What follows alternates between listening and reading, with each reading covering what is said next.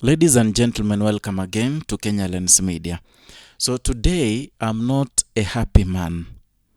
And I'm not a happy man because of the video that is taking rounds in social media showing how the Inject Party leader Morara Kebaso was almost gunned down by the bodyguard of the member of parliament Borabu constituency where Fred Matiangi comes from, and who is also a close confidant of Fred Matiangi.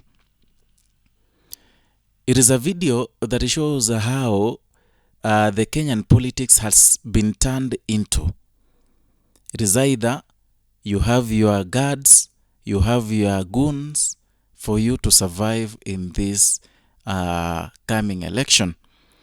And where it has reached, I'm advising, I have some people I usually tell who are aspirants in various seats. I tell them the kind of politics that is being played in Kenya today, you really need to have your goons, you really need to have your people who will guard you, because you will be beaten, you will be killed in an event.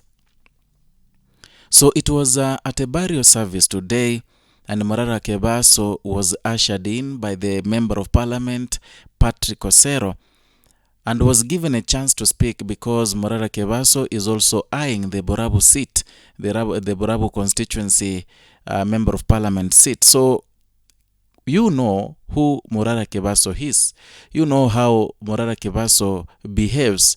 Though I like Morara Kebaso for many reasons. One, I like people who are so eloquent. People can speak good English. People who can view things from what other ordinary people can see them. Because if you sit with Morara Kebaso, and I'm privileged to have sat with him, you can realize how brilliant this man is. He's a man who can tell you something hadi ubaki ukifikiria. Those are the bright minds we need in these seats. Morara Kebaso, if you don't know about him, came to the limelight and to the public domain after he started exposing some of the projects that are stalled, some of the projects that were started by President William Ruto, and started unraveling the lies Ruto has been telling. Some of the projects whereby it is indicated that the budget was put in place, money was remitted, but there is no project.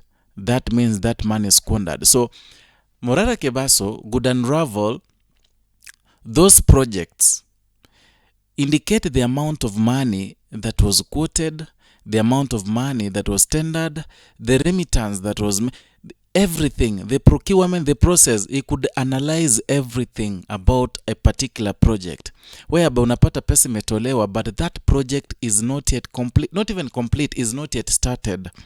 And that, na pale wameandika a certain project is complete. So Morara Kebaso came to limelight through those exposure or rather expose, and many people came to know about Kebaso Morara, whereby he was presenting himself as a presidential aspirant. People talked to him saying that he could start from the member of parliament position, because saying you can vie for president is too much to bite. And you remember, he could tell people to contribute money so that he can move from region to sensitize people and tell them about their rights, and the people could listen. He had become a national sensation people could want to listen to. So he was attacked, he was he was being followed. At some point hadi akaamua no, he has a young family, he can quit. So he mentioned recently that is vying for the member of parliament Borabu, and yet we see that member of parliament Borabu, who is called Patrick Osero, already is diarrheaing because of the Morara Kebaso's entry in that race. I want us to listen to how Morara Kebaso was talking facts before the bodyguard of Patrick Osero interrupted, taking away the mic. He was unraveling some of the weirdest, let me say weirdest, some of the bad looting and some of the corruption scandals in Patrick Osero's leadership as the member of parliament, Borabu constituency. I want us to listen to him first. And control the middle of Asere. It is ending with Morara Kebaso. As your current member of parliament, I want to assure you that hakuna siku mimi nitawanunulia coach na gambut na jacket ya 1.8 million ati mukimbize wezi usiku. The former member of parliament alinunua gambut na torch ya $1.8 million.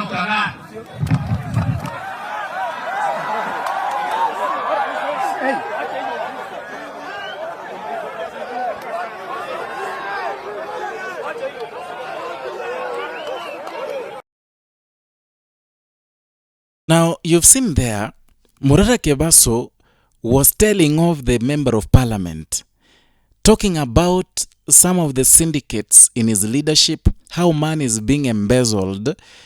Like, yani unanulia watu torch na gambut, eti walinde wezi wa mifugo usiku, and that alone inatoa budget ya 1.8 million, surely. That tells you the kind of embezzlement that is happening in that constituency by that member of parliament. He talked about, in fact, if you've been watching Morara Kebaso, he has been unraveling some of the secrets that no one can unravel. Mara nasema Chiefs Camp imekost sijui 1.8 million, sijui 3.8 million, but that Chiefs Camp iko pale pale, it has never even been renovated, nothing, hata rangi kupakwa. So Patrick Osero realized that man atamu-expose vibaya na atachanua watu vibaya. So akapoint out to his bodyguard, akaenda akashika mic, ikakuwa mbaya kidogo. And you see there, they were even drawing guns at each other.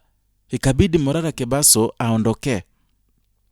And that is what we are saying, that the politics, na iyo siasa imekuwa mbaya zaidi. And going to 2027, things will be bad, completely bad in Kenya. You've seen how goons have been attacking opponents. Like if you are in a certain, or rather holding a certain seat, lazima ukuwe na goons wenye na kuprotect against your competitor and stuff. And this thing is affecting our political space in Kenya. And going to 2027, we might lose many people through this goonism and this kind of political confrontation. I don't see any point here, because for Morara Kebaso angeongea yaka malize, and then Patrick Osero could clean it up. Yeah, so many things to anaweza come up with, because the same Morara was given alichangiwa pesa kanunua gari na PA system, a good vehicle nini is well. Yeah, na kuenda kufanya hiyo sensitization and also kupeana that knowledge about how politics is done, about election and everything. Hakufanya, but alichangiwa.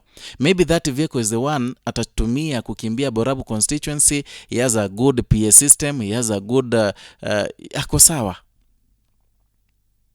Ladies and gentlemen, some things, when you look at them, apart from being political, you feel like things are not done the right way.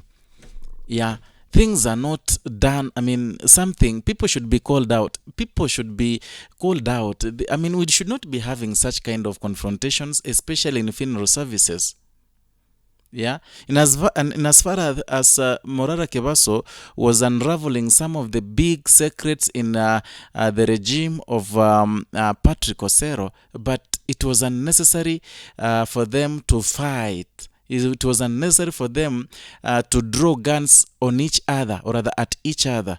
I don't know what you think. Maybe you can write your comment down there in the comment section. Let us talk, let us discuss. Perhaps we can form a basis of whatever we're going to talk about in the next video. So if you are new here, consider subscribing, liking and sharing our content. Hit the notification bell so that you can be receiving notifications each and every time we bring you a new content.